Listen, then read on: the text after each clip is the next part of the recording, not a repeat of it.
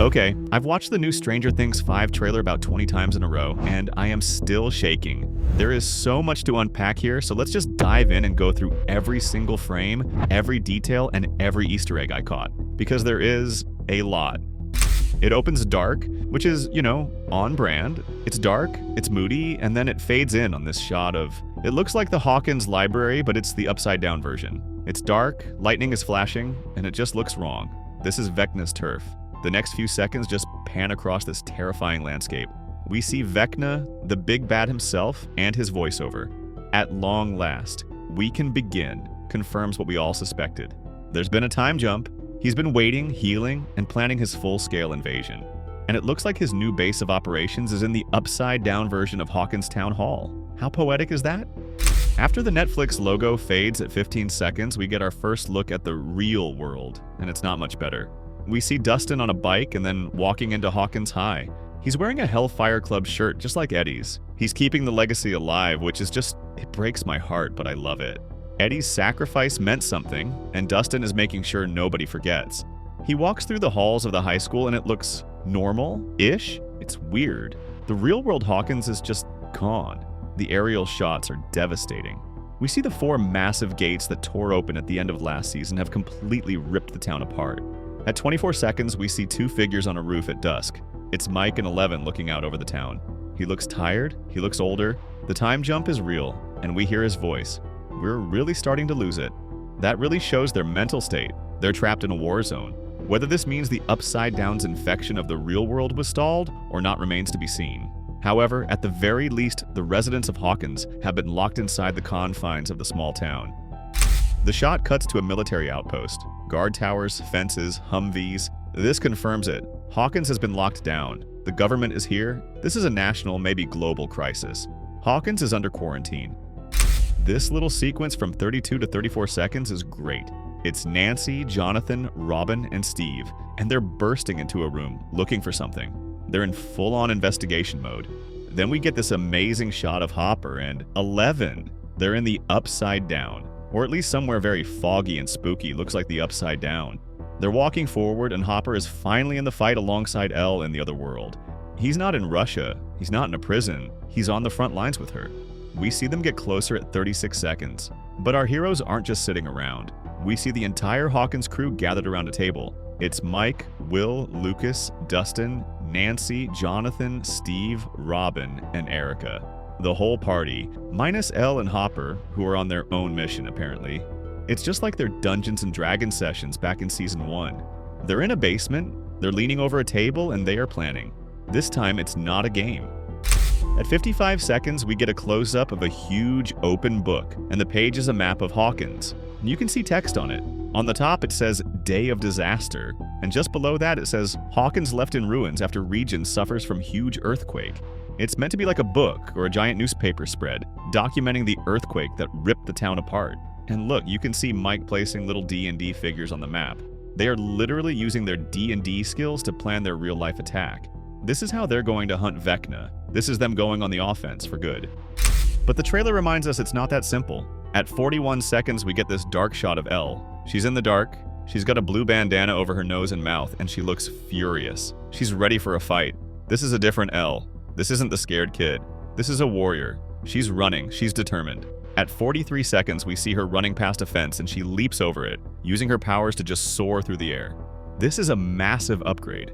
In previous seasons, her most powerful moments came when she was in total distress or rage. But this looks controlled. Then we see the Surfer Boy pizza van at 48 seconds, racing through a field towards that radio tower. This location is always important. It's where they broadcasted the music to save Max in Season 4. They are definitely going back there. Maybe to communicate with someone, maybe Hopper and Elle in the Upside Down, or maybe to broadcast something big across the whole area. A message? A specific song to fight Vecna's influence? Who knows, but that van and that tower are key. At 51 seconds, we see Joyce, and she looks so worried, clasping her hands.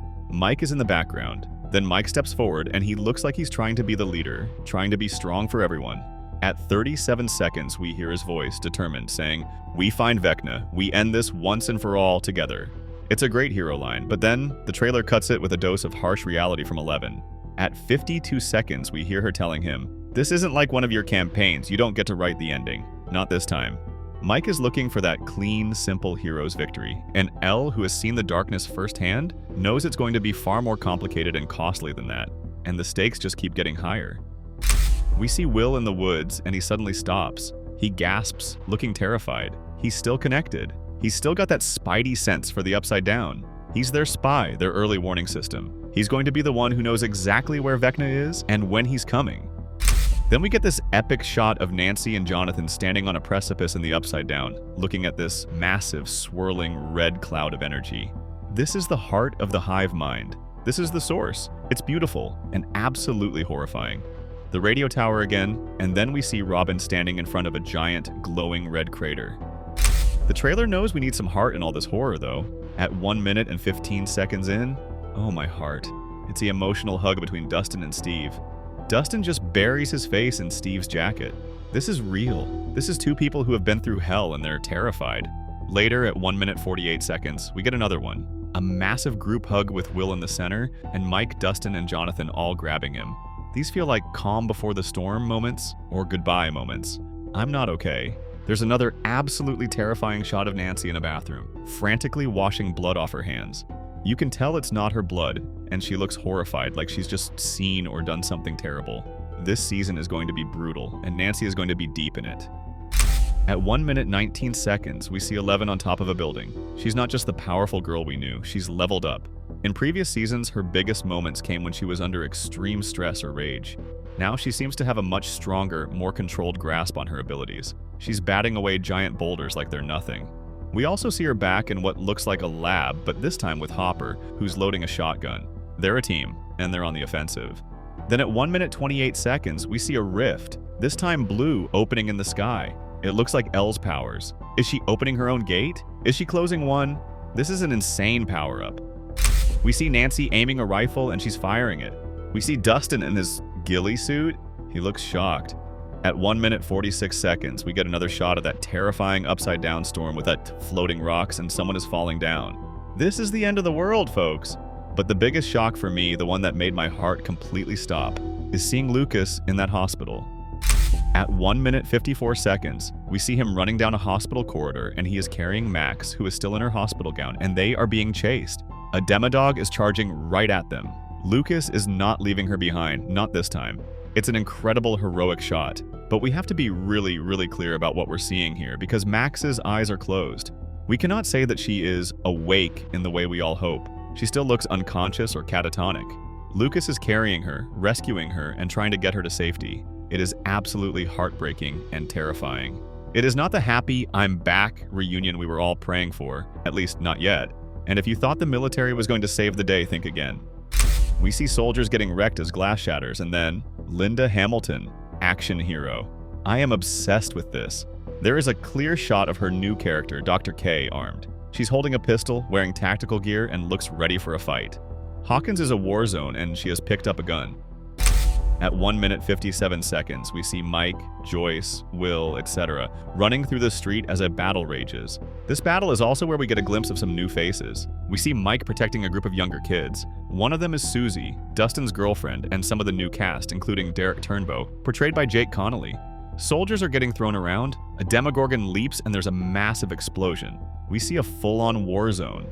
A military base, maybe the one from the beginning, is being completely overrun by Demogorgons and Demodogs. They are climbing the fences, attacking the soldiers. It's chaos. Guns and tanks are useless. It's all down to Eleven and the gang. This all comes to a head in the single most terrifying part of the trailer, the climax.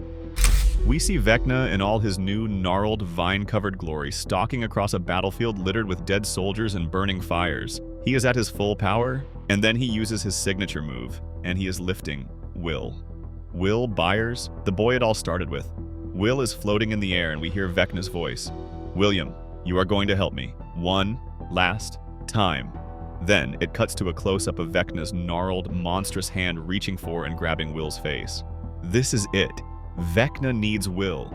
My theory is he's not trying to kill him, not in the same way. He's trying to use him. Maybe to possess him fully, to use his connection as a two-way street, or maybe just to use him as the ultimate emotional bait to break Eleven and Mike.